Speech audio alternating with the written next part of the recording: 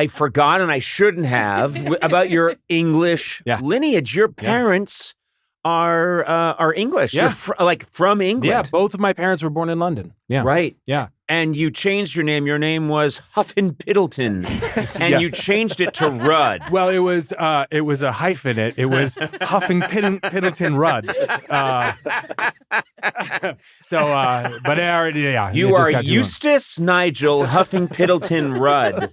And I forgot about that because you went to a serious acting academy. Yeah. This blows everyone away. No, you went to a very intense. Was it at Oxford? Where was it? Yeah. Went to Oxford for just a semester, but it was studying Jacobean drama, which already makes no sense if you know me and all. I just did a thing at Oxford weeks ago, and the minute you get there, it is Hogwarts. Yeah. It is Hogwarts. It's ridiculous, and you immediately feel unworthy. That's just how I felt. I felt Absolutely. You're walking around, you think everyone has an owl, and everyone does, by the way. And they do. And they're all playing Kidditch. Excuse me? Or is it Squidditch? It's neither. Which one? What do you call it? Yeah, it's Quidditch. Oh, I'm sorry, Huffington Piddlebone. I don't know your fancy terms. Not at all. No, it's just I grew up playing it, so I just know it. But but I don't know if you had this feeling. Did you feel accepted there? No, I didn't feel like as if I belonged there at all. And How old were you at the time? I must have been 21. Okay.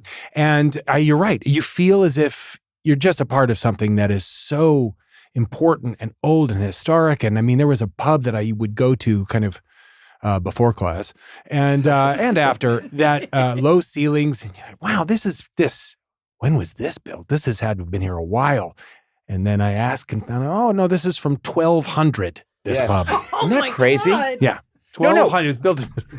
This one's from the Middle Ages. It's not even the oldest one here. I grew up in Massachusetts, and there are some houses and buildings there you'd see sometimes that would say 1634. And I would think, oh, my God, the oldest structures known to man. Because I was a kid. Right. Then you go to someplace in England, and, you'll be at a Copy Quick. This is back in the day. You'll go into a drugstore to get, some mints, some Tic Tacs, and you'll ask them, hey, this is a nice old building, and they'll say, yeah, it's from 2 AD. Yeah. Jesus bought his Tic Tacs here. It's crazy. It's crazy. I was exaggerating a lot. Did you like that? No, I really thought you meant 2 AD. Well, I mess around, and I think It was Paul England. got it. Jesus actually had polo mints, if we want to get really. Yeah, and he went to a chemist. Trebor. He went to a chemist. I'm sorry. The irony was he would go to Boots. It was Boots, but he never wore boots. It was all sandals with him. He was ostracized at Boots because he wasn't wearing boots. Get out of here. So I forgot about that because you really do. I remember talking to you once, and you were talking to me. This is in our private conversations, which there are many.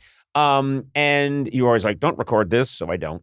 But you were telling me all about your parents, and they're the real deal. They're the real deal. And I think you told me your dad knows everything about the Titanic, everything. He was a Titanic expert and traveled the world speaking about Titanic. And, I have a brother, Neil, who's the exact same thing. He will tell you he knows which rivet went where. Really? Oh, wow. All that kind of stuff. So they would have been friends. Yeah. My dad was part of the Titanic Historical Society back before even Ballard discovered the ship. I grew up going to, I guess the way I would describe them might be Trekkie conventions. About the Titanic? With just other people who were interested in Titanic, but nautical history, presidential history, World War II history. He was a history fanatic, my father. Yeah. And so, I grew up around all kinds of this is a real side articles thing. And cutouts and things like that. Yeah. All kinds of stuff. Cutouts of what? And this is all. Did your dad? Yeah. Your Dad, is dad. that a cutout of Neville Chamberlain? Oh, I have that one. Did your? I'm guessing he did. I'm hoping he did. Did your dad live to see the Titanic discovered? Yes. Because that would have been a seismic, he thought about this thing his whole life, and then they said, hey, we found it, and here's pictures of it. Yeah. Because that's what it was like for my brother. When they found it, my brother was just blown away because he knew everything about it, and he was really disappointed that the ship broke in half. and was in kind of a mess. Because he always dreamed they'll find it and then they'll float it to the surface and we can all ride around in it. No, it's just a pile of bolts at the bottom of the ocean. And rusticles. Rusticles, Which I have. No one had to know that. Not everyone's showered with you. So, and they feel like rusticles these days. Boom. And it was the exact same scene in my house when it was discovered. 1985. 85. My dad lost his mind. And it was the most, he was giddy forever. And he would just show me pictures. He framed, I think, Newsweek magazine, the cover. It was on the wall. It was such huge news in our house. Did he like the movie? I think Titanic buffs like the movie.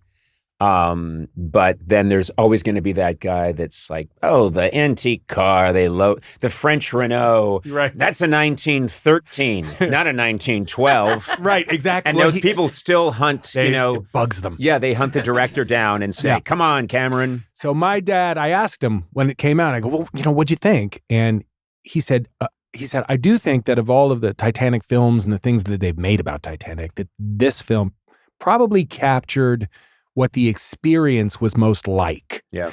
And he also thought the technical side of it, all of the rivets, all of the china, the way it was laid, he said that's exactly as it was. And to see all of that was thrilling to him. He didn't care about the story at all. And what about when Rose is being sketched with her breasts out? Was he suddenly like, that was fantastic? Dad, take it easy. No, Mom's in the room. Hamina. He was furious because he knew for a fact that Chaise Longue was not on the ship. Oh, there you go. There you go. That's all he's thinking while she's naked. Yeah, it's like, wait a minute. Sir, please keep it down. Yeah. He goes, now there was a boy in steerage named Jack Thayer. He goes, I'm assuming they took some of what Jack Thayer's life and his story was like and kind of, created the DiCaprio character. He said, but there's so many interesting stories about Titanic. I don't know why they had to make one up. This is my father, the history fan. It was a total miss with audiences. I don't see why you need DiCaprio at all. Well, tell the story of Jack Thayer. Yeah. I have your dad as theater critic. But my dad was also, Apocalypse Now. That wasn't the Vietnam War. Why didn't they take, he was like, like, no, Dad, that's Joseph. He only saw the historically accurate sides of. Sure. Yeah. I had I got to interview Quentin Tarantino a number of times, and I told him about my brother Neil watching Once Upon a Time in Hollywood, and Neil's that guy who yells out, that's a 71 Pontiac. This is 1969. They weren't out yet. And so Tarantino has, he later on said to me, oh man, just keep your brother Neil away from Did Neil like the movie? Because he's that guy. I'm pulling out, I'm having this memory of something, and forgive me because I'm pulling out my phone. Mm-hmm. You'll trim around this. But the hell I will. Maybe we won't. Yeah. Here, I just found it because a friend of mine texted me this the other day because we were talking about this very thing. And a movie that my father hated was Life is Beautiful. Oh my God. Hated it. No one hates that movie. My dad hated it. Now, keep in mind, my father could not escape Holocaust documentaries. Right. Growing up, I didn't realize color television existed until I was a teenager. But he hated that movie so much. And Roberto Benigni, it's a masterpiece. Yes. Well, I was just reminded about my father's hatred of this movie because a friend of mine texted, he said, I still laugh at your father talking about that movie. And because, again, not historically accurate. And my father referred to it as Laurel and Hardy Go to Auschwitz. Oh my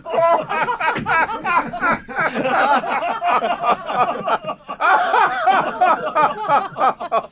which I completely forgotten about that. Oh my I God. had forgotten about that. And I got that text from my friend. I started laughing so hard. I'm like, oh God, that's right. He did. He really did.